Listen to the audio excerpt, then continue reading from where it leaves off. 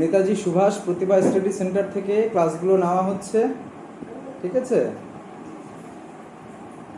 তোমাদের সকলের সুবিধার্থে এই ক্লাসগুলো তোমাদের নোট বেসিসে, নোটকে বেস করে এই ক্লাসগুলোকে নেওয়া হচ্ছে, ঠিক আছে? তো তোমাদের কাছে নোটগুলো আছে আশা করছি, আছে তো? ঠিক আছে, তাহলে এবার আর বেশি কথা না বাড়িয়ে শুরু করছি, কারণ সময় আমাদের একদম বাধা, 1 ঘন্টার মধ্যেই শেষ করতে হবে, নাহলে আবার গুগল মিট আমাদেরকে পারমিশন দেবে না। তো আজকে আমাদের প্রথমে প্রশ্নটা দেখো, প্রথমেই লেখা আছে কি বলছে, চর্যাপদের সমাজচিত্র আলোচনা করুন, অথবা সমাজ জীবনে চর্যাপদ কতটা প্রভাব বিস্তার করেছে আলোচনা করে দেখা। এর আগের দিনে যারা বেঙ্গলি কম্পালসারি ক্লাস করেছো তাদেরকে আমি চর্যাপদের কিছুটা বেস্ট আমি দিয়েছিলাম, কি তাই তো? হ্যাঁ, তো চর্যাপদ সম্বন্ধে জানা আছে নিশ্চয়ই, কিছু না কিছু তো জানা আছে, কারণ এর আগে এই বিষয়টা অনেক ক্লাসে পড়েছো। তো আজকে এবার আমাদের যেহেতু অনার্সের ক্লাস এটা, ঠিক আছে, এগুলো হচ্ছে মেইন পেপারের তোমাদের প্রশ্ন। হ্যাঁ, তো এখানে বাংলা সাহিত্যের উপর বেস করেই এই প্রশ্নগুলো দিয়েছে, ঠিক আছে? তোমাদের এই ফার্স্ট ইয়ারের এই যে প্রশ্নগুলো হবে, এখানে বেশিরভাগই বাংলা সাহিত্য, ঠিক আছে? তারপরে হচ্ছে তোমাদের সাহিত্যের কথা, তারপরে হচ্ছে ভাষার রূপ এগুলো জিনিসই বেশি থাকবে। তো কি বলছে দেখো, সাহিত্য সমাজের দর্পণ। সাহিত্য কি না সমাজের দর্পণ। দর্পণ মানে কি? আয়না, তাই তো? যেখানে আমরা নিজেদের রূপ, নিজেদের মুখমণ্ডল বা যে কোনো কিছু প্রকাশিত হয়, প্রস্ফুটিত হয়, তাকেই দর্পণ বলে। সমাজ কথাটার অর্থ হলো সাহিত্য কথাটার অর্থ হলো সমাজের দর্পণ, সমাজে কি ঘটছে, সমাজ কিরূপ, সেটা সেই সমাজের যে সাহিত্য, সেই সাহিত্যকে আমরা যদি উপলব্ধি করি এবং সাহিত্যকে নিয়ে যদি চর্চা করি, তাহলে সেই সমাজ সম্বন্ধে আমাদের একটা যথাযোগ্য জ্ঞান লাভ হয়। বোঝা গেল? সাহিত্য হচ্ছে সমাজের দর্পণ। এই কথাটার মধ্যে একটাই কথা বলছে কি না, একটা কথায় অনেক কিন্তু রূপ আছে কথাটা, ঠিক আছে? অনেকটা কথা এই একটা কথার মধ্যে নিহিত আছে। সাহিত্যকে সমাজের দর্পণ বলার কারণ হলো, আজকে আমাদের সমাজে যে সমস্ত নিয়ম কানুন প্রচলিত আছে, ঠিক আছে, সেই সমস্ত নিয়ম কানুনই আমাদের সাহিত্যের মধ্যেও প্রকাশিত এবং প্রস্ফুটিত। বোঝা গেল? আজকে আমাদের সাহিত্য চর্চা যেভাবে হচ্ছে, আজকে আমাদের সাহিত্যের যে রূপ আমরা দেখছি, সেই রূপটা কিন্তু আমাদের সমাজেরই একটা রূপ, সমাজের একটা অংশ, ঠিক আছে? সমাজের রূপটাই সেখানে প্রকাশিত হচ্ছে। তো আমরা নিজেদের সাহিত্যটাকে যদি ভালো করে বুঝি, বা নিজেদের সাহিত্যটাকে যদি ভালোভাবে চিনতে পারি বা চিনে নিতে পারি, তাহলে কিন্তু আমাদের সমাজ সম্বন্ধে আমাদের নিজস্ব সমাজ সম্বন্ধে একটা ধারণা চলে আসবে, ঠিক আছে? তো এখানে সাহিত্যের গোড়ার দিকের অংশ, গোড়ার দিকের যে রচনা, সেটা কি? সেটা হচ্ছে চর্যাপদ, তাই তো? সাহিত্যের গোড়ার রচনা হচ্ছে চর্যাপদ, যেখান থেকে সাহিত্যের সৃষ্টি, আমাদের এই বাংলা সাহিত্যের সৃষ্টি। চর্যাপদকে এই সাহিত্যের একদম গোড়ার দিকের মূল গ্রন্থ হিসেবে ধরা হচ্ছে, ঠিক আছে? চর্যাপদে যেভাবে সাহিত্যকে প্রকাশ করা হয়েছে, তার পরবর্তীতে সেই চর্যাপদের যে ভাবগুলো, রূপগুলো, সেগুলোই পরিবর্তিত হতে হতে হতে হতে আজকের আমাদের যে সাহিত্যের একটা রূপ, সেই রূপটা এসেছে। বোঝা গেল? তো তারপরে দেখো কি বলছে, সমাজ জীবনের সাথে সাহিত্য তাই অঙ্গাঅঙ্গিভাবে জড়িত। এটা কিছুই না, এটা আমি যেটা বললাম, ওই যে বললাম, সাহিত্য হচ্ছে সমাজের একটা রূপ, ঠিক আছে? সেই জন্য সাহিত্য যেরকম হবে, সমাজও সেরকম, সমাজের রূপটাই সাহিত্যের মধ্য দিয়ে প্রকাশিত হচ্ছে, তাই না? তাহলে সমাজকে যখন আমরা জানবো, সাহিত্যকেও জানা হচ্ছে, বা সাহিত্যটাকে যখন আমরা জানছি, সমাজটাকেও আলটিমেটলি আমরা জেনে ফেলছি, তাই না? তারপরে কি বলছে, বাংলা সাহিত্য আদিমতম নিদর্শন চর্যাপদ। 1907 খ্রিস্টাব্দ মহোপাধ্যায় হরপ্রসাদ, মানে 1907 খ্রিস্টাব্দের চর্যাপদটাকে আমরা চর্যাপদের সৃষ্টি আমরা ধরে থাকছি। ঠিক আছে, চর্যাপদের সৃষ্টি নিয়ে কিন্তু যথেষ্ট মতবিরোধ আছে, মানে কবে নাগাদ এই চর্যাপদের সৃষ্টি সেটা নিয়ে কিন্তু মতবিরোধ আছে, মানে সবাই যে একমত সেরকম কিন্তু কোনো মত নেই। ঠিক আছে, কিন্তু তবুও যেই সময়টাকে ধরা হচ্ছে চর্যাপদের সৃষ্টি বা শুরুর কাল, সেই সময়টার মধ্যেই সকলের মতবিরোধটা আছে, কিন্তু ওই সময়ের বাইরে নয়। শাস্ত্রীয় মহাশয় নেপালের রাজার দরবার থেকে চর্যাপদের পুঁথিটি আবিষ্কার করেন। তাহলে কে চর্যাপদের পুঁথিটি আবিষ্কার করেন? শাস্ত্রীয় মহাশয়। ঠিক আছে, কোথা থেকে সেটা আবিষ্কার করেন? না, নেপালের রাজার দরবার থেকে। নেপালের রাজা যিনি ছিলেন সেই সময়, ওনার দরবারেই এই সাহিত্যটা উদ্ধার হয়। হ্যাঁ, রাজ দরবার মানে কি? রাজার দরবার কি না? রাজ দরবার মানে কি? যেখানে রাজা নিজের দরবার বসায় সেটাকেই তো রাজ দরবার বলা হয়, কি না? আমি সেটাই বলছি, মানে কথাটাকে আমি ভাঙিয়ে বললাম। যাই হোক, তারপরে কি বলছে দেখো, 1916 খ্রিস্টাব্দে বঙ্গীয় সাহিত্য পরিষদ থেকে তারই সম্পাদনায় প্রকাশিত হয়, মানে তারই সম্পাদনা প্রকাশিত হয়, মানে যে সাহিত্যটা তখন আবিষ্কার হয় সেই সাহিত্যটাকে নতুনভাবে সম্পাদন করে, ঠিক আছে, সকলের বোধগম্য হবে এই রূপ দিয়ে সেটাকে কত সালে? 1916 খ্রিস্টাব্দে বঙ্গীয় সাহিত্য পরিষদ, এটা একটা পরিষদ, ঠিক আছে, এরা বিভিন্ন ধরনের সাহিত্য রচনাকে প্রকাশ করে থাকে। ঠিক আছে, নিজেদের লেখনের মধ্য দিয়ে সেইগুলোকে তারা জনমানুষের সামনে প্রকাশ করে থাকে। তো তারা 1916 খ্রিস্টাব্দে এই চর্যাপদ পুঁথিটির একটি প্রকাশ ঘটায়। ঠিক আছে, সাহিত্যের প্রকাশ ঘটায়। চর্যাপদ মূলত বৌদ্ধ সহজিয়া সাধন তত্ত্ব, মানে এবার কি বলছে? সাধন তত্ত্ব মানে সাধনার তত্ত্ব। ঠিক আছে, বৌদ্ধদের সাধনার তত্ত্ব হচ্ছে চর্যাপদ। বৌদ্ধরাই প্রথমে চর্যাপদের যে নিয়ম কানুন সেটাকে উপলব্ধি করে সেটাকে তারা সাধনার একটা রাস্তা বা সাধনার মার্গ যেটাকে আমরা বলছি, ঠিক আছে, তারা চর্যাপদটাকেই অনুসরণ করত। সেই জন্য এই চর্যাপদের সৃষ্টির গোড়ার দিকে চর্যাপদকে নিয়ে যারা মানে আলোচনা করতো এবং চর্যাপদকে নিয়ে যারা মানে সেই চর্যাপদকে নিয়ে নিজেদের সাহিত্যের মধ্যে তার প্রকাশ ঘটাতো, সেটা হচ্ছে বৌদ্ধরা। ঠিক আছে, এবং চর্যাপদকে নিয়ে সাধনা করে তারা সাধনা তত্ত্ব মানে সাধনার একটা মার্গ বা সাধনার রাস্তা এই চর্যাপদের মধ্য দিয়ে তারা খুঁজে পেত। তারপরে কি বলছে দেখো পরের লাইন, বৌদ্ধ সিদ্ধাচার্যগণ অন্তরের গভীরতায় ধর্মের নিবিড় উপলব্ধিকে পেতে চেয়েছে। এবার তারা চর্যাপদের মধ্য দিয়ে ধর্মের নিবিড় উপলব্ধি মানে ধর্মটাকে নিবিড়ভাবে জানার উপলব্ধি তারা চর্যাপদের মধ্য দিয়ে বা চর্যাপদের ওপর নির্ভর করে তারা সেই ধর্ম সম্বন্ধে একটা নিবিড় ধারণা তারা গ্রহণ করতে চেয়েছেন, এবং সেই জন্যই চর্যাপদকে তারা মানে সাধনার মার্গ বা চর্যাপদকে সাধনার একটা অংশ হিসেবে তারা ধরেছে। বোঝা গেল? হ্যাঁ, তারপরে দেখো কি বলছে, নদীমাতৃক বাংলাদেশের জীবন্ত চিত্র এতে ধরা পড়েছে। সরি, তার আগের লাইনটা ছাড়া পড়েছে। হ্যাঁ, এই অমূর্ত উপলব্ধিকে রূপ দিতে গিয়ে তারা যে রূপকের আশ্রয় নিয়েছেন তার উপাদান সাধক কবিরা সংগ্রহ করেছেন লোকজীবন থেকে। নদীমাতৃক বাংলাদেশের জীবন্ত চিত্র এতে ধরা পড়েছে, মানে চর্যাপদকে জানতে গেলে, চর্যাপদকে বুঝতে গেলে, চর্যাপদের যে নিয়ম, চর্যাপদকে পড়ার, চর্যাপদকে জানার যে একটা কৌশল, সেই কৌশলটাকে আগে উপলব্ধি করতে হবে, তাই না? সেই কৌশলটা যদি আমরা উপলব্ধি করতে পারি,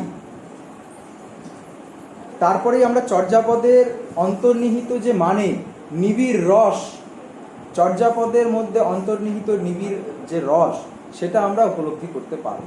সাহিত্যের সৃষ্টির যে গোড়ার দিকের অংশ এই চর্যাপদ, তাকে উদ্ধার করতে গিয়ে, মানে চর্যাপদটাকে জানতে গেলে তার চর্যাপদের যে রূপ, যে সিস্টেম আছে, যেই পদ্ধতিতে তাকে জানতে হয়, সেই পদ্ধতিটাকে আগে প্রথমে জানতে হয়।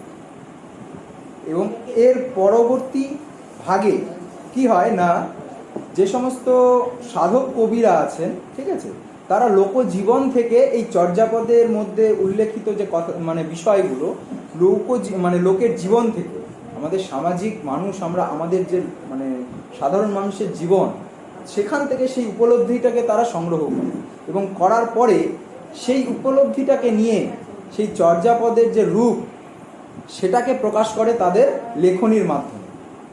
বোঝা গেল? তারপরে কি বলছে,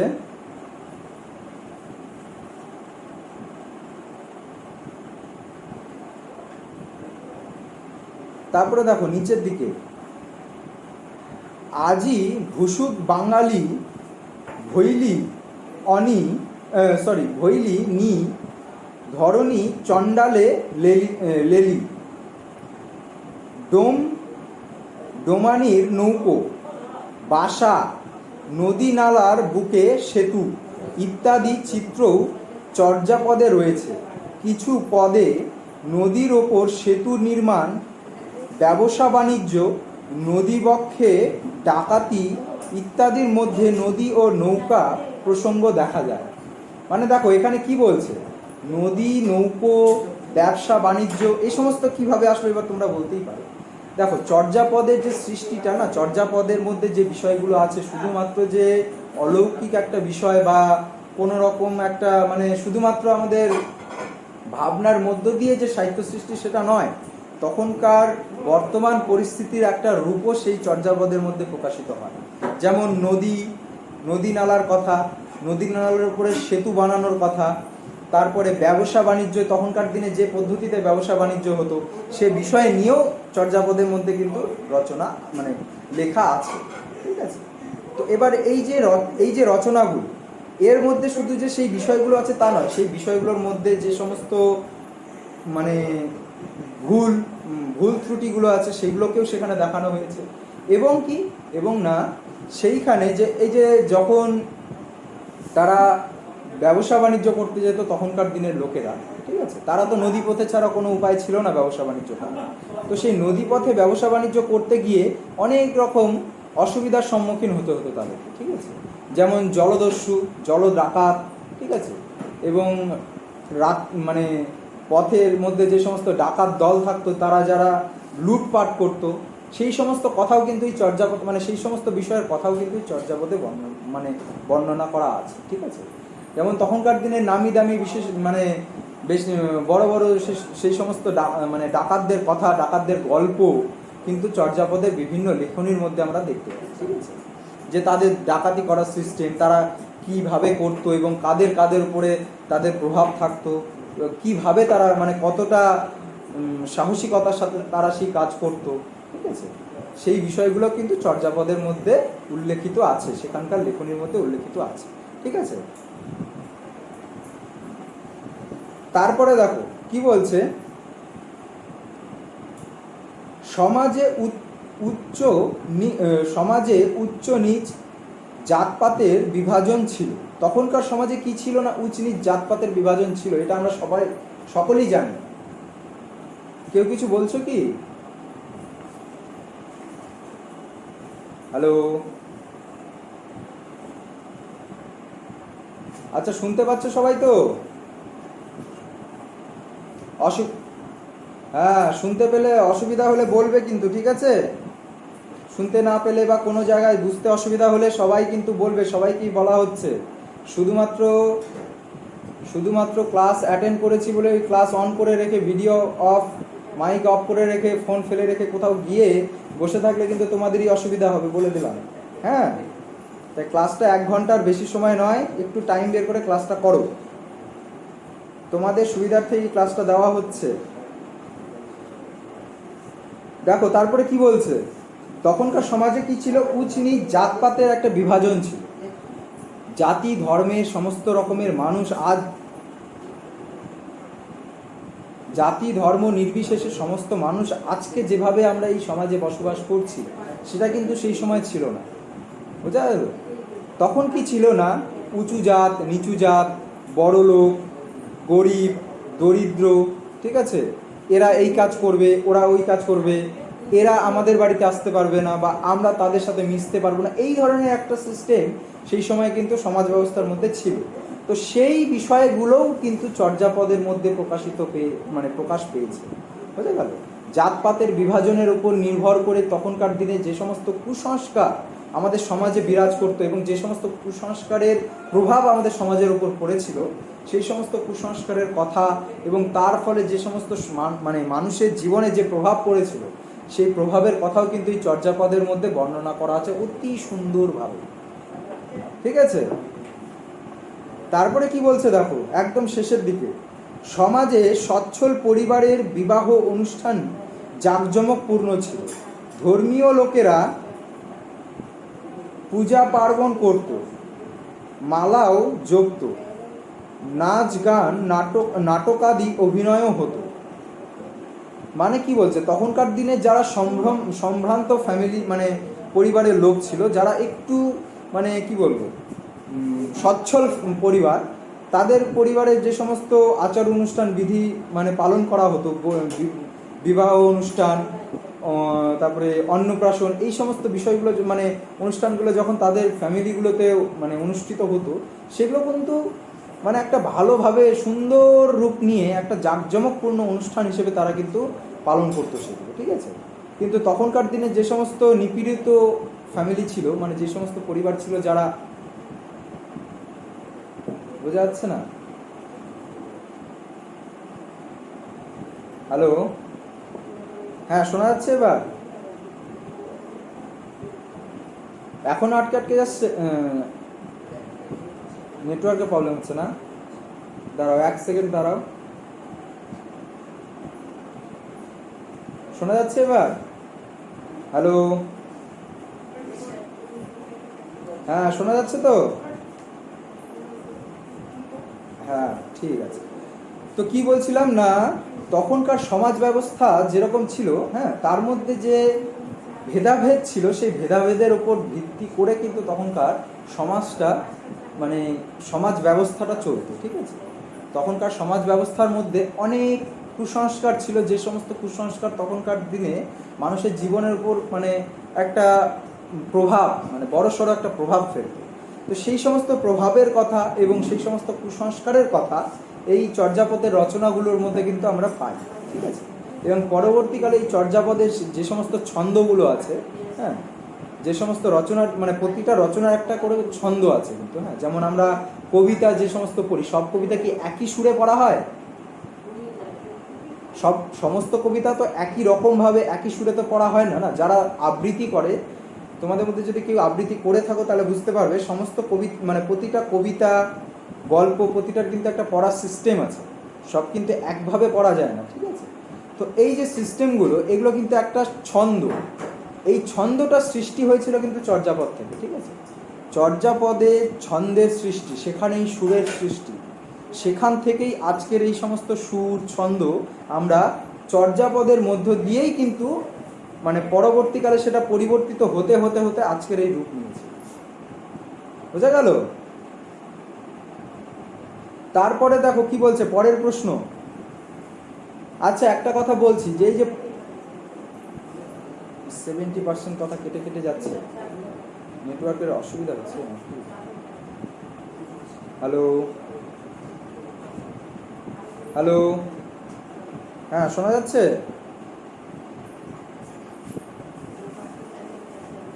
অসুবিধা হচ্ছে? হ্যালো,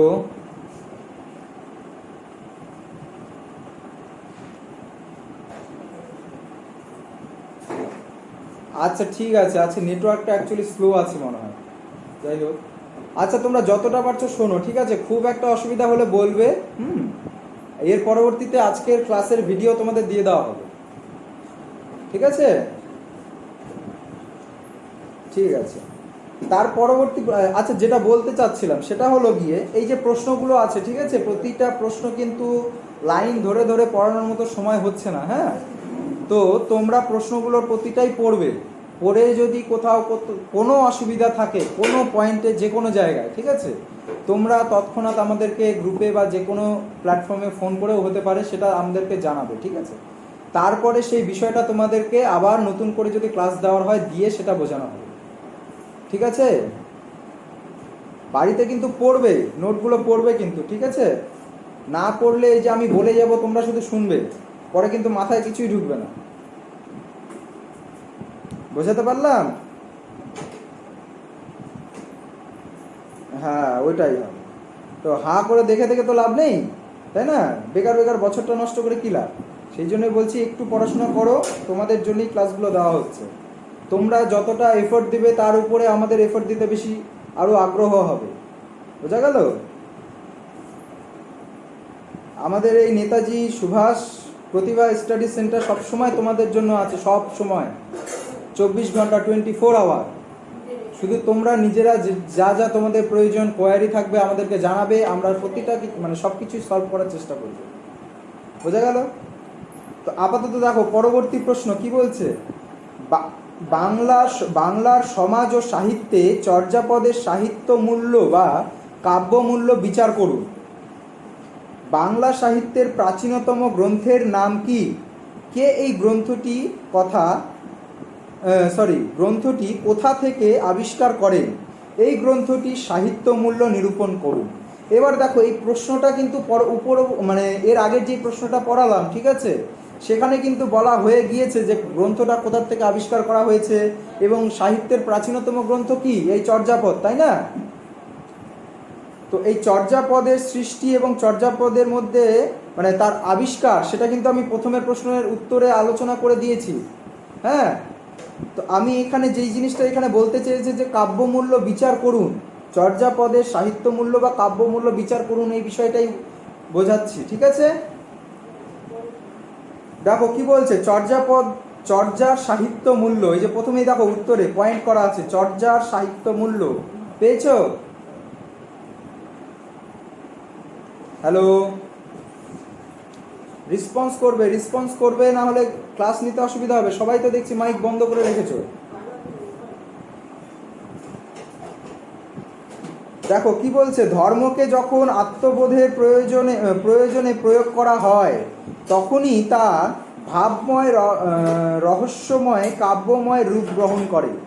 কি বলছে, কথাটার অর্থ কি? ধর্মকে যখন আত্মবোধের প্রয়োজনে প্রয়োগ করা হয় তখনই তা ভাবময় রহস্যময় কাব্যময় রূপ গ্রহণ করে। ভাবময় মানে কি?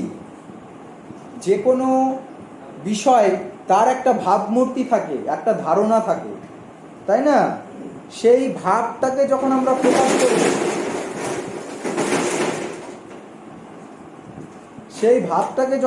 প্রকাশ করব, ঠিক আছে, সেই ভাবটাকে প্রকাশ করতে গেলে আমাদেরকে সেখানে কিন্তু রহস্যময় কাব্যময় যে অংশগুলো আছে সেগুলোকে আমাদের জানতে হবে। রহস্যময় মানে কি? আমরা বিভিন্ন রকমের গল্প পড়ি, সে কোনো গল্প হচ্ছে রোমাঞ্চকর, কোনো গল্প হচ্ছে রোম্যান্টিক, তাই না? কোনো গল্প হচ্ছে তোমার ভয়ঙ্কর। এই সমস্ত গল্পগুলো প্রতিটারই একটা কি আছে? সিস্টেম আছে, তার একটা ভাবমূর্তি আছে, ধারণা আছে, তাই না? গল্পটা পড়ে সেই বিষয় সম্বন্ধে আমাদের ধারণা হয়। এই ধারণাগুলো কিন্তু প্রতিটাই আলাদা আলাদা আলাদা, ঠিক আছে। তো এই যে ধারণাগুলো, এগুলো কোথা মানে কোন জায়গা থেকে নেওয়া? এই ধারণাগুলো এসেছে কোথা থেকে? কিছু বলছো কেউ? হ্যালো, হ্যালো, আচ্ছা ঠিক আছে, শুনতে পাচ্ছ তো সবাই? আচ্ছা, তো কি বলছিলাম না, হ্যাঁ, তো ভাবমূর্তিকে যখন আমরা প্রকাশ করব যে কোনো বিষয়, দেখো তোমার মনের মধ্যে মনে করো এখন ভয়ের সঞ্চারণ ঘটছে, তুমি কোনো কিছু থেকে ভয় পেলে, সে ভয়ের কথাটা যখন কাউকে জানাবে বা সেই বিষয়ের সম্বন্ধে যখন কাউকে বলবে, তখন তোমার মধ্যে, তোমার কথার মধ্যে একটা ভয়ের প্রকাশ ঘটবে কি না? তুমি তো আর আনন্দ করতে করতে ভয়ের কথা বলবে না। জানিস আমি সেখানে একটা সাপ দেখেছিলাম, আনন্দ করতে করতে বলবে কি? তুমি যদি ভয় পেয়ে থাকো বলবে না তো। তাহলে আমাদের যে কোনো মনের ভাব যখন আমরা প্রকাশ করব, সেই ভাবনাটাই হচ্ছে আসল। আমরা যখন কাউকে কোনো কিছু বলবো, সেই যে কথাটা বলছি, কথাটার বিষয়টা যদি ভয়ঙ্কর হয়, তাহলে মানে কথাটাকে আমাদের বলতে হবে সেইভাবে যাতে সেই জিনিসটার ভয়াবহতাটা তারা বুঝতে পারে, তাই না? কোনো জিনিসের আনন্দটা যদি আমরা প্রকাশ করতে যাই, তাহলে সেই বিষয়ের যে আনন্দ, কতটা আনন্দ আমার মধ্যে হয়েছে, বা যে বিষয় সম্বন্ধে বলছি সেই বিষয়টাতে কতটা আনন্দ অন্তর্নিহিত আছে, সেটা আমাদের প্রকাশ করতে হবে। সেটা আমাদের বলার ধরন, মানে আমাদের কথা বলার ধরন বা লেখনির ধরনের উপরে সেটা নির্ভর করবে, ঠিক আছে? এই যে বিষয়গুলো, এই বিষয়গুলোর আগমন কোথার থেকে? এই বিষয়গুলোর আগমন হচ্ছে সাহিত্য থেকে। সাহিত্যের সৃষ্টি হচ্ছে কোথার থেকে? না, চর্যাপদ থেকে। বোঝা গেল? তো চর্যাপদের সাহিত্য মূল্য বা কাব্য মূল্য তাহলে তোমরা অনুমান করতেই পারছো যে কীরকম, মানে চর্যাপদের গুরুত্ব কতটা আমাদের সাহিত্যের উপরে, তাই না? আমাদের চর্যাপদের উপরে গুরুত্ব যদি আমরা না দিয়ে থাকতাম, তাহলে আজকে সাহিত্যের যে একটা পরিবর্তন ঘটেছে বা সাহিত্যের যে একটা রূপ বদল ঘটেছে, সেটা কিন্তু হতো না। আর সাহিত্যের মধ্যে যে এত নতুন নতুন সৃষ্টি এসেছে, ঠিক আছে, সেই বিষয়টা আমরা পেতাম না যদি চর্যাপদটাকে আমরা না পেতাম, বা চর্যাপদটাকে আমরা আমাদের মূল, মানে সৃষ্টি, সাহিত্যের সৃষ্টির মূল হিসেবে যদি না ধরতাম। বুঝা গেল? চর্যাপদের মধ্যে কি নেই? সমস্ত কিছুই আছে। ধর্মের কথা আছে, দর্শন, নীতি, উপদেশ, আচার আচরণ, ঠিক আছে, কীরকম ধরনের আচার আচরণ হতে পারে সেই বিষয়েও সেই চর্যাপদে উল্লেখ করা আছে। বোঝা গেল? মানে এক কথায় আমাদের যে এই সাহিত্য, এই সাহিত্যের একটা মানে সৃষ্টির দিকে, মানে সৃষ্টি যখন সাহিত্যের সৃষ্টি হচ্ছে, চর্যাপদের যখন সৃষ্টি হয়, সেই চর্যাপদটাকে আমরা একটা মাইলস্টোন হিসেবে ধরে থাকি। বোঝা গেল? যে এই পর্যায়ে, এই মাইলস্টোন থেকে এই চর্যাপদের সৃষ্টি যেখানে হয়েছে, সেই সেই সেই সেই স্তরটা থেকে আমরা আমাদের সাহিত্যটাকে আরও পরবর্তীকালে গেইন করে তার পরিবর্তন ঘটিয়ে আজকে আমাদের বোধগম্য হবে এরকম একটা রূপে আমরা নিয়ে আসতে পেরেছি। বোঝা গেল? এর উপরে হাত কাদের? এর উপরে হাত তাদের যারা বড় বড় স্রষ্টা, যারা বড় বড় কবি, লেখক, সাহিত্যকার, তাই না, নাট্যকার, তারা তাদের সৃষ্টির মধ্য দিয়ে, তারা তাদের লেখনির মধ্য দিয়ে এই যে রূপটা, আজকের সাহিত্যের রূপ, সেটাকে এনেছে। কোথার থেকে? চর্যাপদের মধ্যে অন্তর্নিহিত রূপ, রস এবং সেখানকার ভাবমূর্তি, ধারণা, ঠিক আছে, এই বিষয়গুলোকে তারা উপলব্ধি করে সেই বিষয়টাকে মানুষের সামনে সহজলভ্যভাবে প্রকাশ করেছে। বোঝা গেল? আমরা আশ্চর্য হই চর্যাগীতি তার সেই ধর্মীয় গণ্ডির মধ্যে সীমাবদ্ধ থেকেও কাব্যরস পরিবেশনে এতটুকুও পিছিয়ে নেই। কথাটার অর্থ কি? কথাটার অর্থ হলো, চর্যাপদের মধ্যে যে সমস্ত ধর্মীয় গণ্ডি, মানে চর্যাপদের মধ্যে বেশিরভাগ জিনিসই কিন্তু ধর্মীয় জিনিস, ঠিক আছে, সৃষ্টিগুলো কিন্তু বেশিরভাগই ধর্মীয় সৃষ্টি, ঠিক আছে, যেমন মনসা মঙ্গল কাব্য, তারপরে হচ্ছে তোমার মঙ্গলচণ্ডীর কাব্য, ঠিক আছে, তারপরে তোমার শ্রী চৈতন্য কাব্য, হ্যাঁ, এই যে সৃষ্টিগুলো, এগুলো কিন্তু প্রতিটাই ধর্মীয়। তাই বলে যে ধর্মীয় বলে এর মধ্যে কিছু নেই, এটা নয়। এই ধর্মীয় কাব্যগুলো, মানে এই বিষয়গুলো ধর্মীয় হওয়া সত্ত্বেও এর মধ্যে সাহিত্য সৃষ্টি হবে এমন প্রতিটা রসদ এখানে কিন্তু আছে, অন্তর্নিহিত আছে, ঠিক আছে। দার্শনিক কবিদের দর্শন তত্ত্বের জটাজাল অতিক্রম করতে পারলেই চর্যাগানের মধ্যেও যে আস্বাদনযোগ্য কাব্যরস আছে তা আমরা উপলব্ধি করতে পারি। এবার দেখো কি বলছে লাইনটাতে, দার্শনিক কবিদের দর্শন তত্ত্বের জটিলতা অতিক্রম করতে পারলেই চর্যাগানের মধ্যেও যে আস্বাদনযোগ্য কাব্যরস আছে তা আমরা উপলব্ধি করতে পারি। মানে দর্শন সম্বন্ধে কারো ধারণা আছে? কেউ দর্শন নিয়ে পড়েছে এমন কেউ আছো? হ্যালো, আচ্ছা, তোমরা সবাই শুনতে পাচ্ছ তো? তোমাদের ওদিক থেকে কোনো রেসপন্স পাচ্ছি না কিন্তু আমি।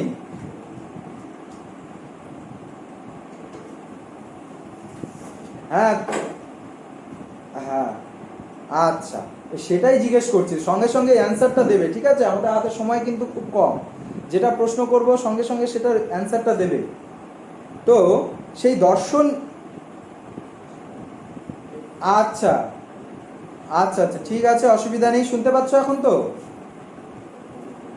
ঠিক আছে, বলছি দর্শনের যে দর্শন তত্ত্বের যে জটাজাল অতিক্রম করতে পারলেই চর্যাগানের মধ্যেও যে আস্বাদনযোগ্য কাব্যরস আছে তা আমরা উপলব্ধি করতে পারি।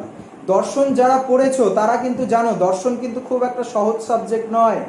11-12-এ আমাদেরকে অনেকেই বলে থাকে দর্শনে খুব নাম্বার ক্যারি হয়, ঠিক আছে, সেটা একটা জিনিস, কিন্তু দর্শনটা কিন্তু মোটেই সহজ সাবজেক্ট নয়। সেখানে সেখানে অনেক রকমের জটাজাল, যেটাকে বলছে জটাজাল, যারা পড়েছো তারা জানবে। সেখানে যুক্তির জটিলতা আছে, যুক্তি দিয়ে সেই জিনিসটাকে জটিলভাবে, মানে জটিল হলেও জিনিসটাকে যুক্তির মাধ্যমে একদম অঙ্কের মতো জিনিসটাকে প্রকাশ করা হয়। যাই হোক, এটা দর্শন ক্লাস নয়।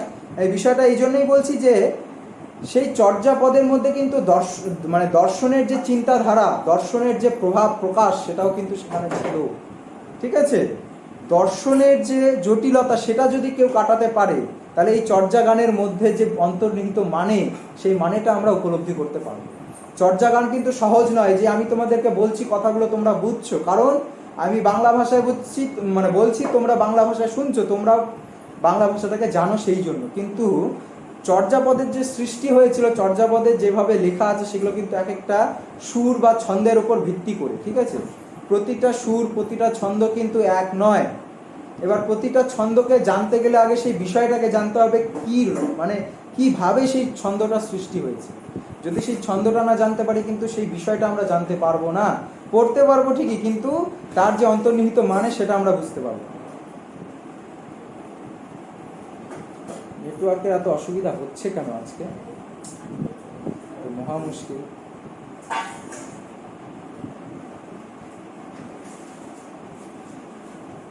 শুনতে পাচ্ছ এবার? আচ্ছা আচ্ছা, জাস্ট এ মিনিট, এদিকে আসেন তো।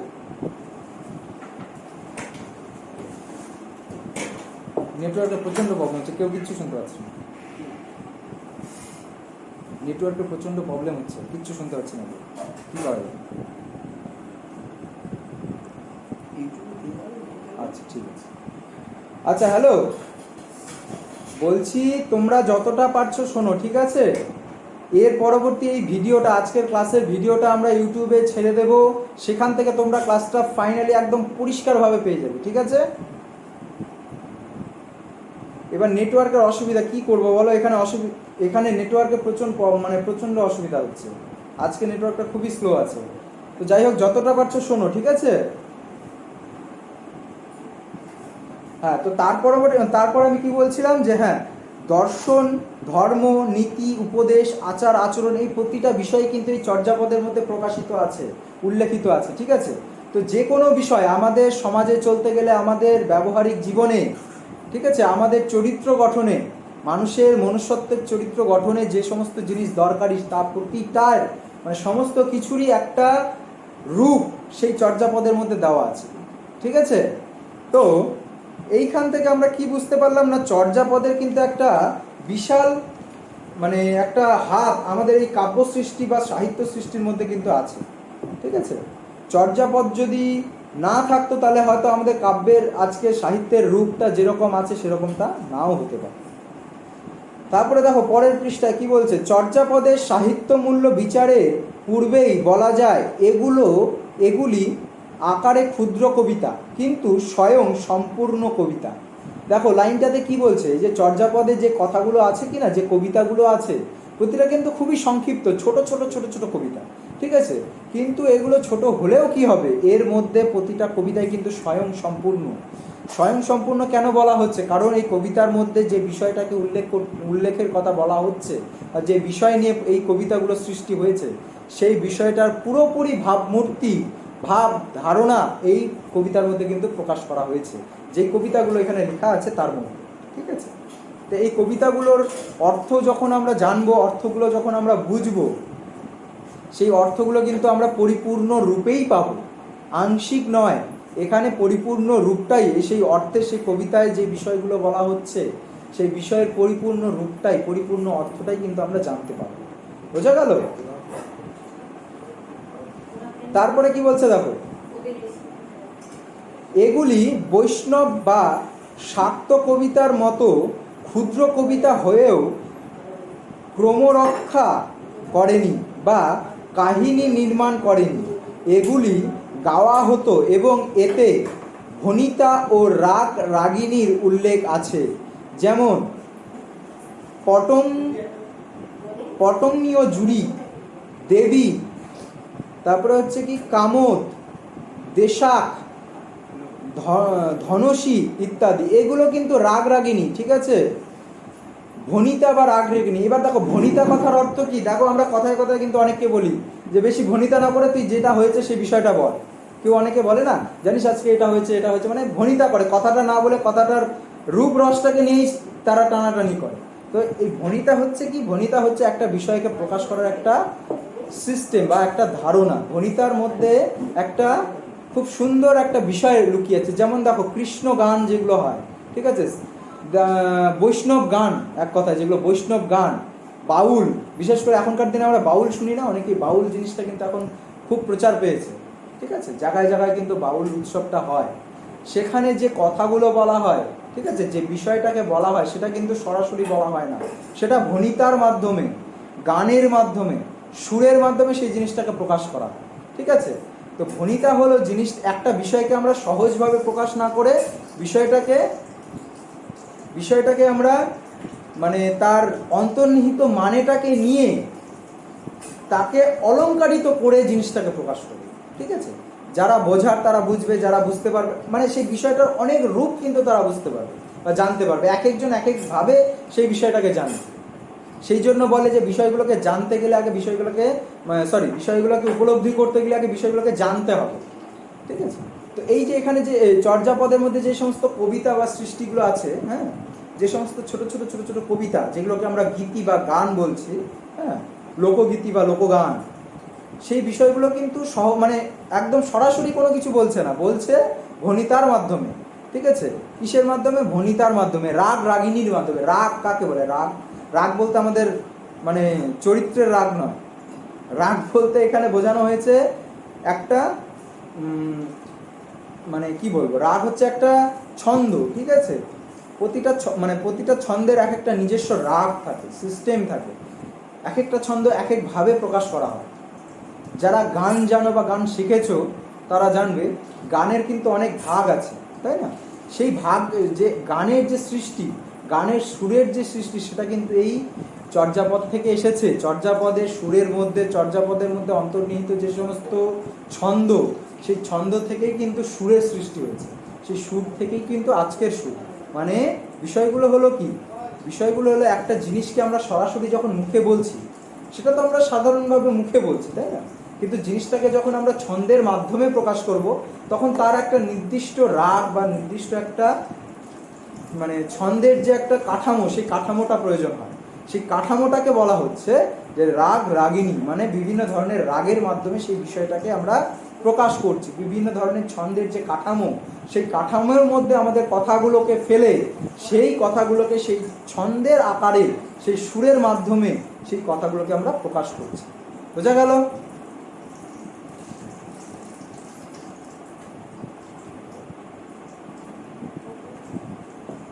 আচ্ছা ঠিক আছে, তুমি ক্লাসে থাকো, যতটা পারছো শোনো, ঠিক আছে। ক্লাসে আজকে প্রচুর অসুবিধা হচ্ছে, বুঝতে পারছি, নেটওয়ার্কের খুবই অসুবিধা হচ্ছে। তো ভয়ের কোনো কারণ নেই। এই ক্লাসটা আমরা রেকর্ড করছি, সেই ক্লাসটা আমরা রেকর্ডিংটা আমরা ইউটিউব চ্যানেলে দিয়ে দেবো, সেখান থেকে তোমরা ক্লাসটাকে ডাউনলোড করে দেখে নিতে পারবে, ঠিক আছে। তারপরে দেখো নিচে দেখো পয়েন্ট করা আছে, কি বলছে, আবার করুণা নারী, রূপক অলঙ্কার, এছাড়াও উৎপ্রেক্ষা, অতি সয়োক্তি, বিরোধভাস, এই সমস্ত কি বলছে অলঙ্কারের প্রচুর নিদর্শন চর্যায় পাওয়া যায়। এই যে এখানে কিন্তু অলঙ্কারগুলোর নাম দিয়েছে, অনেক অলঙ্কারের নাম দিয়েছে, ঠিক আছে। তোমরা এগুলো আন্ডারলাইন করে রাখতে পারো। এই অলঙ্কারের এই নামগুলো কিন্তু যখন তোমরা নোটটা লিখবে বা প্রশ্নের উত্তর লিখবে, এগুলো কিন্তু তোমাদেরকে উল্লেখ করতে হবে, ঠিক আছে? এইগুলোই কিন্তু তোমাদের নাম্বারটাকে ক্যারি করবে। এই যে অনেকগুলো অলঙ্কারের নাম এখানে দেওয়া আছে, হ্যাঁ, কিছু কিছু প্রবাদ বাক্যের চমৎকারিত্ব সৃষ্টি রয়েছে এই চর্যা গীতিকে গুরুত্বপূর্ণ স্থানে পৌঁছে দিয়েছে। মানে কিছু কিছু কথার কথা, আমরা বলি না কথার কথা, বা হচ্ছে তোমার কি বলছে প্রবাদ বাক্য, ঠিক আছে? প্রবাদ বাক্য অনেক আছে কিন্তু আমরা অনেক কথায় কথায় কিন্তু অনেক প্রবাদ বাক্য বলে থাকি। এই সমস্ত প্রবাদ বাক্যের সৃষ্টি কিন্তু চর্যাপদ থেকে, ঠিক আছে? এখানে দেখো অনেক প্রবাদ বাক্যের এখানে দিয়েছে কিন্তু, দেখো এই যে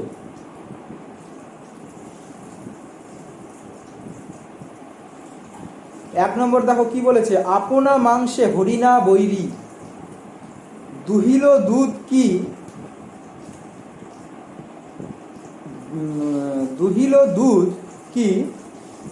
কি বলছে এখানে, জায়গাটা আবছা আসছে, বুঝতে পারলে? তোমাদের ওখানে কারো কিছু লেখা থাকলে বলতে পারো। 2 নম্বর পয়েন্টটা এখানে লেখাটা নেই। দুহিল দুধ কি, এটা সম্ভবত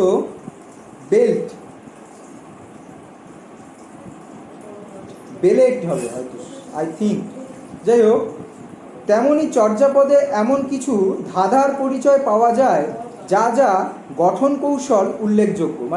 মানে কিছু কিছু এমন সুন্দর সুন্দর ধাঁধা এই সৃষ্টির মধ্যে আছে, এই চর্যাপদ সৃষ্টিটার মধ্যে আছে, যা আমরা পরবর্তীকালে পেয়ে থাকি, ঠিক আছে? যার একটা অংশ আমাদের এই সমাজ, এখনকার আধুনিক সমাজ ব্যবস্থায় যার প্রকাশ কিন্তু এখনো আছে, বোঝা গেল? তারপরে দেখো শেষের দিকে, নরনারীর তীব্র আসক্তিপূর্ণ জীবন লীলা চমৎকার প্রকাশিত হয়েছে 28 নম্বর পদে। 28 নং পদে এখানে কিন্তু পরপর পদগুলোর কথা বলা হয়েছে, ঠিক আছে? যে সমস্ত পদগুলো এই চর্যাপদে উল্লেখ আছে তার মধ্যে 28 নম্বর পদে কি উল্লেখ করা হয়েছে না, নরনারীর তীব্র আসক্তিপূর্ণ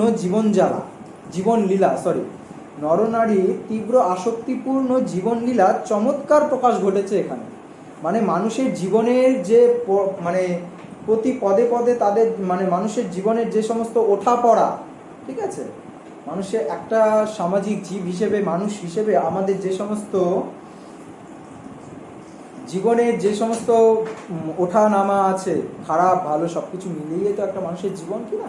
সেই সমস্ত বিষয়গুলোও কিন্তু চর্যাপদের মধ্যে উল্লেখ করা আছে, ঠিক আছে? তারপরে কি বলছে দেখো, গঞ্জার মালা পরে ময়ূরপুচ্ছ ধারণ করে পর্বতের মাথায় দাঁড়িয়ে আছে শবর কন্যা। এটা কিন্তু একটা চর্যাপদের কথার অংশ, ঠিক আছে? এখানে কি বলছে না, একটা ছন্দের কথা এখানে বলা হয়েছে।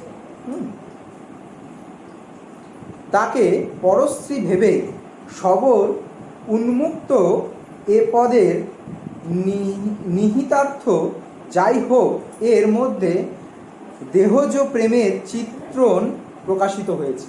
মানে এই যে লাইনটা বলছে যে কি, ময়ূরপুচ্ছ ধারণ করে গঞ্জার মালা পরে, গঞ্জা হচ্ছে একটা ফুল, ঠিক আছে? এক ধরনের ফুল যেটা পাহাড়ি অঞ্চলে পাওয়া যায়। সেই ফুলের মালা পরে ময়ূরপুচ্ছ ধারণ করে এক রমণী কি করছে না, পর্বতের মাথায় দাঁড়িয়ে আছে। এবার শবর, সে হচ্ছে শবর কন্যা, ঠিক আছে? তাকে পরস্ত্রী ভেবে শবর উন্মুক্ত এ পদের নিহিতার্থ যাই হোক, এর মধ্যে দেহজ প্রেমের চিত্র প্রকাশিত হয়েছে। মানে এখানে এই যে গল্পটা আছে, শবরকন্যার গল্পটা, এখানে কি বলা হয়েছে, দেহজ প্রেম, ঠিক আছে?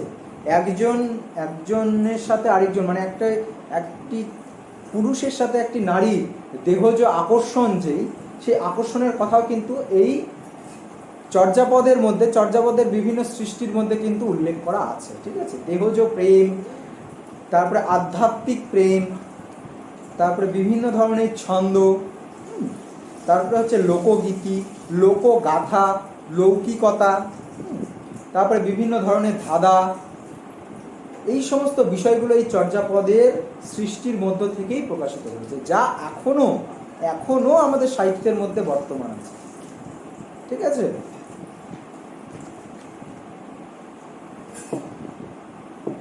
আচ্ছা, এই যে নোটটা, যেটা দ্বিতীয় নম্বর প্রশ্নটা আমি পড়ালাম, ঠিক আছে, এই প্রশ্নটার গোটা উত্তরটা মানে যতটা লেখা আছে তোমরা সবাই গোটার পুরোটা পড়বে কিন্তু, হ্যাঁ।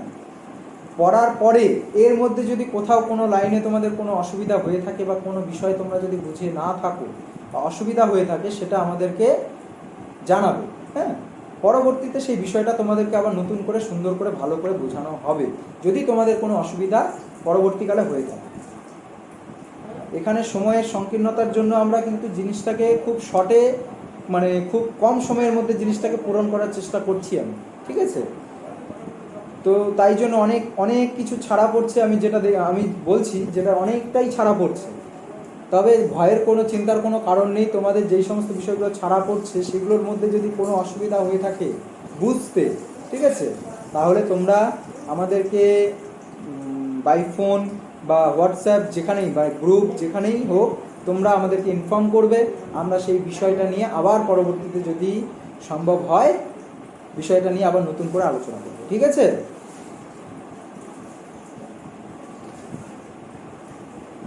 দেখো তারপরের প্রশ্নে কি বলছে, বাংলা সাহিত্যের ইতিহাসে দ্বাদশ থেকে চতুর্দশ শতক পর্যন্ত সময়কে অন্ধকার যুগ বা বন্ধা যুগ বলা হয়ে থাকে। এই নামকরণের কোনো যুক্তিসঙ্গত কারণ রয়েছে কি, আলোচনা করুন। অথবা তুর্কি আক্রমণের ঘটনা বাংলা সাহিত্যের ইতিহাসকে কিভাবে কতদূর প্রভাবিত করেছে তার সংক্ষিপ্ত পরিচয় দিন। অথবা তুর্কি আক্রমণ বাংলার জাতীয় ও সংস্কৃতি জীবনে নতুন যুগের সূচনা করে, আলোচনা করুন। এখানে দেখো একটা সময়কে বলা হয়েছে, কোনটা না, বাংলা সাহিত্যের একটা সময় যেটা দ্বাদশ থেকে চতুর্দশ শতক পর্যন্ত এই যে সময়কালটা, এই সময়কালটাকে আমাদের বাংলা সাহিত্যের একটা অন্ধকার যুগ বলে আমরা জেনে থাকি, ঠিক আছে, বা বন্ধা যুগ বলে থাকি। এবার অন্ধকার যুগ বা বন্ধা যুগ কেন বলা হচ্ছে, কারণ এই সময়ে আমাদের বাংলায় তুর্কি আক্রমণ ঘটে। কাদের আক্রমণ না, তুর্কিদের, ঠিক আছে। তারা যখন আমাদের বাংলায় আক্রমণ করে, বাংলায় আক্রমণ করার পরে তারা আমাদের দেশের যে একটা আমাদের বাংলার যে একটা ব্যবস্থা, ঠিক আছে, রাজ্য ব্যবস্থা, সেই ব্যবস্থাটা পুরোপুরি ভেঙে যায়, ঠিক আছে। তারা আক্রমণ করার পরে আমাদের যে সাহিত্য এবং সংস্কৃতির উপরে কিন্তু তাদের সেই আক্রমণের প্রভাব পড়েছিল। সেই প্রভাবটা মানে সেই প্রভাবের ফলে সেই সময় যে সৃষ্টিগুলো, বাংলা সাহিত্যের যে সৃষ্টি, সেই সৃষ্টির ধারা কিন্তু কমে যায়, ঠিক আছে, বা বন্ধই হয়ে যায় বলা যায়। তো সেই সময়টাকে সেই জন্য অন্ধকার যুগ বলা হচ্ছে, কারণ সেই সময়টাকে কেউ মনে করতে চায় না। সেই সময় আমাদের বাংলা সাহিত্যের ওপর দিয়ে একটা বিশাল ঝড় গিয়েছিল। সেই জন্য পরবর্তীকালে বাংলা সাহিত্য আবার নতুন করে ঘুরে দাঁড়ায়, সৃষ্টির একটা নতুন মানে শুভারম্ভ হয়ে থাকে, ঠিক আছে। তার কারণে এই যে সময়টা দ্বাদশ থেকে চতুর্দশ শতক, এই সময়টাকে অন্ধকার যুগ বলা হচ্ছে, ঠিক আছে। দেখো উত্তরে কি বলছে, বাংলাদেশের সাহিত্য ও সংস্কৃতির ইতিহাসে সেন রাজা সংস্কৃত চর্চা করে ব্রাহ্মণ্য সংস্কৃতিকে সুপ্রতিষ্ঠিত করতে সচেষ্ট হয়েছে। এই বংশের শেষ প্রতাপশালী রাজা যখন মূল রাজধানী গৌড় ছেড়ে নবদ্বীপে কাব্য ও জ্যোতিষশাস্ত্র চর্চা নিয়ে কাল অতিবাহিত করছিলেন, কাল মানে সময়, ঠিক আছে, কাল অতিবাহিত করছিলেন মানে সময় কাটাচ্ছিলেন কি নিয়ে, নবদ্বীপে কাব্য ও জ্যোতিষ চর্চা নিয়ে, ঠিক আছে। তখন দিল্লিতে তুর্কি সুলতান ধীরে ধীরে নিজেদের স্থায়িত্ব প্রতিষ্ঠায় তৎপর হয়েছিল। কিন্তু লক্ষণ সেন এই ভয়াবহ ভবিতব্য সম্পর্কে সঠিক অবগত ছিলেন না। মানে তিনি কাব্য সৃষ্টি এবং কাব্য চর্চা নিয়েই এতটা ব্যতিব্যস্ত ছিলেন যে দিল্লির তুর্কি সুলতান যে ধীরে ধীরে নিজেদের আক্রমণ বাড়িয়ে নিজেদের স্থানটাকে নিজেদের রাজ্যপাটটাকে আরও বাড়ানোর চেষ্টা করছে, সেই বিষয়ের ফলে তুর্কি আক্রমণের পরবর্তীতে যে আমাদের বাংলায় কোনো একটা মানে আক্রমণের পরবর্তী যে একটা প্রভাব পড়তে পারে, সেই বিষয়টা তিনি অতটা উপলব্ধি করতে পারেননি। যার ফলস্বরূপ কি হয়েছিল না, এই সময় মগধ জয় করে বাংলাদেশে আক্রমণ করলেন ইতিয়ার উদ্দিন মোহাম্মদ বিন বখতিয়ার খলজি। কে? ইতিয়ার উদ্দিন মোহাম্মদ বিন বখতিয়ার খলজি। তিনি বাংলায় আক্রমণ করলেন। ঠিক আছে। তারপরে কি হয়, এই আক্রমণে লক্ষণ সেন পূর্ব বাংলায় পালিয়ে গেলে মধ্য ও উত্তরবঙ্গের মুসলমান শাসনাধীন 1203 খ্রিস্টাব্দের বখতিয়ার খলজি দিল্লির তত্ত্ব নিয়ে পাঠান। সুলতানদের মধ্যে প্রতিদ্বন্দ্বিতায় শুরু হয়। মানে সুলতানরা যখন এই আক্রমণের পরবর্তীতে যখন লক্ষণ সেন ভেগে যায়, পূর্ব বাংলায় পালিয়ে যান, তারপরে এটা পুরোটাই দিল্লির সুলতানের অধীনে চলে যায় আমাদের বাংলা। ঠিক আছে।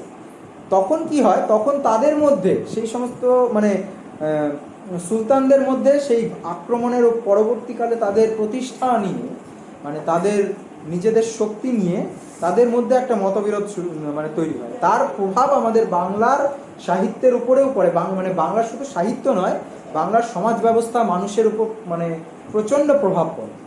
তার ফলস্বরূপ কি হয় না, কি বলছে, কিন্তু এরপরে 1416 খ্রিস্টাব্দের কাছাকাছি হিন্দু রাজা গণেশ বাংলা দখল করে নেয়। কিন্তু এই যে 1416 খ্রিস্টাব্দে হিন্দু রাজা গণেশ বাংলাকে আবার পুনরুদ্ধার করে তুর্কিদের হাত থেকে, সুলতানদের হাত থেকে।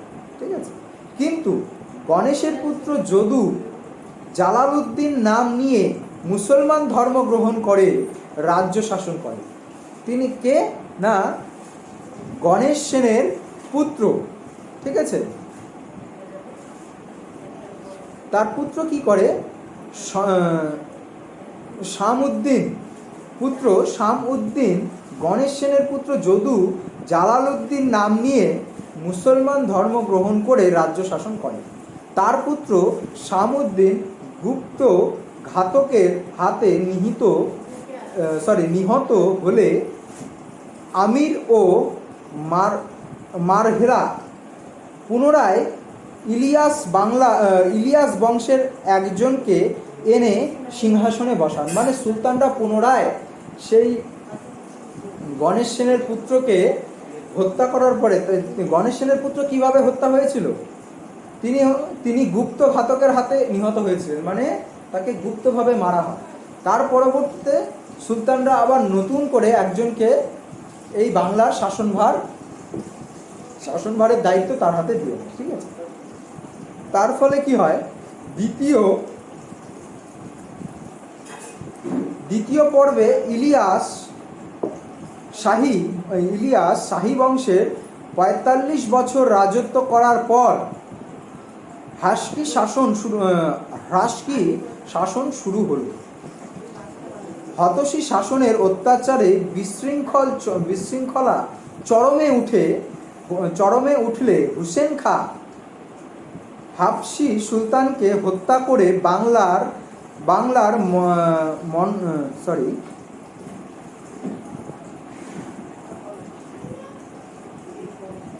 বাংলার শাসনভার নিজের হাতে গ্রহণ করেন।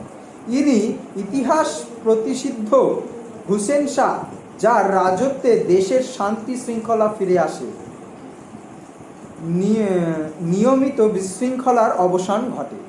মানে দেখো, আসলে বিষয়টা কিছু না, বিষয়টা হলো সেই সময় সুলতানদের আক্রমণের পরবর্তীকালে আমাদের রাজ্যে একটা অরাজকতার সৃষ্টি হয়। ঠিক আছে। সেই অরাজকতার ফলে আমাদের মানে বাঙালি সমাজের ওপরে, বাঙালি মনুষ্য জীবনের উপরে একটা বিশাল প্রভাব পড়ে। ঠিক আছে। লুটমার, চারিদিকে লুটমার হয়। ঠিক আছে। মানে নিজের ধর্মকে অনুসরণ করে যে কেউ নিজের ধর্মকে উপলব্ধি করবে বা ধর্ম পালন করবে, সেটা করার কোনো রাস্তা থাকে না। তুর্কিরা অনেক ধর্মীয় মন্দির, মসজিদ, গির্জা ধ্বংস করে দেয়। ঠিক আছে। এর ফলেই বিভিন্ন হিন্দু মন্দির, বৌদ্ধ বিহার, এই সমস্ত বিভিন্ন মন্দির, তারপরে হচ্ছে তোমার গির্জা, এই সমস্ত কিছু ধ্বংস করে দেয়। তার ফলে কি হয়, ধর্মের উপর একটা প্রভাব পড়ে। এবং এই প্রভাবটা যে শুধুমাত্র মনুষ্য জীবনে ছিল তা নয়, পুরোপুরিভাবে সাহিত্যের উপরেও, সাহিত্য সৃষ্টির ওপরেও একটা বিশাল প্রভাব পড়ে। ঠিক আছে। এই প্রভাবেরই কথা এখানে বলা হচ্ছে। এই জন্যই কি বলছে না, বাংলা সাহিত্যের ইতিহাসে দ্বাদশ থেকে চতুর্দশ শতক পর্যন্ত সময়টাকে কি বলা হচ্ছে, অন্ধকার যুগ বা বন্ধা যুগ। বন্ধা মানে, বন্ধা বলতে কি বোঝায়, বন্ধা আমরা বলি না, বন্ধা জমি, মানে যেই জমিতে কোনো চাষাবাদ হয় না, ঠিক আছে, যেই জমি কোনো ইনকাম সোর্স বা যেই জমি থেকে কোনো উৎপাদন হয় না, সেই জমিটাকে বন্ধা বলা হয়। তো এই যে সাহিত্যের এই যে সময়টা দ্বাদশ থেকে চতুর্দশ পর্যন্ত, এই সময়টাকেও বন্ধা বলা হচ্ছে, কারণ এই সময় সেই রকমভাবে কোনো সাহিত্যের সৃষ্টি কিন্তু ঘটেনি। বোঝা গেল? পরের পৃষ্ঠা দেখো, পয়েন্ট করে মানে পয়েন্ট করে কিন্তু বলেছে এই যে বঙ্গীয় সমাজে তুর্কি আক্রমণের প্রভাব, আমাদের বাংলা সমাজে তুর্কি আক্রমণের কি প্রভাব পড়েছিল, এগুলো পরপর 9টা পয়েন্ট দেওয়া আছে, এগুলো পড়বে, ঠিক আছে। তারপরে কি বলছে, বাংলা সাহিত্যের ক্ষেত্রে তুর্কি আক্রমণের প্রভাব। এবার বাংলা সমাজে যে প্রভাব ছিল সেটা তো ছিল, তারপর সাহিত্যের উপরে কি কি প্রভাব পড়লো আমি তো শর্ট করে যেটা বলার বললাম। এরপরে দেখো 6টা পয়েন্ট দেওয়া আছে, ঠিক আছে, সেই পয়েন্টগুলো পড়বে, ঠিক আছে, খুবই সহজভাবে দেওয়া আছে, আশা করি কোনো অসুবিধা হবে না। বোঝা গেল? এগুলো পড়ার পরে যদি কোথাও আরও কোনো অসুবিধা হয়ে থাকে সেই বিষয়টা আমাদেরকে জানাবে, আমরা আবার নতুন করে সেই বিষয়গুলোকে পড়াবো। হ্যাঁ, আজকে এই পর্যন্তই থাকলো, পরবর্তী প্রশ্নগুলো আবার এর পরবর্তী ক্লাসে আমরা নেব, ঠিক আছে। পরবর্তী প্রশ্নগুলো আমরা পরবর্তী ক্লাসে নেব, ঠিক আছে। ভয়ের কিছু কারণ নেই, যতটা আজকে পড়ানো হলো তোমরা বাড়িতে এগুলো রিডিং করবে, রিভাইজ করবে। হ্যাঁ, তারপরে যদি কোনো অসুবিধা থেকে থাকে সেটা আমাদেরকে জানাবে। সেই অসুবিধাগুলো তোমাদের যেগুলো যদি বুঝতে অসুবিধা হয়, গ্রুপে আমি আছি, আমাকে পার্সোনালি SMS-ও করতে পারো বা ফোনও করতে পারো, ঠিক আছে। সেই বিষয়গুলো আমরা তোমাদেরকে পরিষ্কারভাবে পরবর্তীতে জানাবো, ঠিক আছে। আশা করি সবাই ভালো থাকবে। হ্যাঁ, আজকে এই পর্যন্তই। Good night.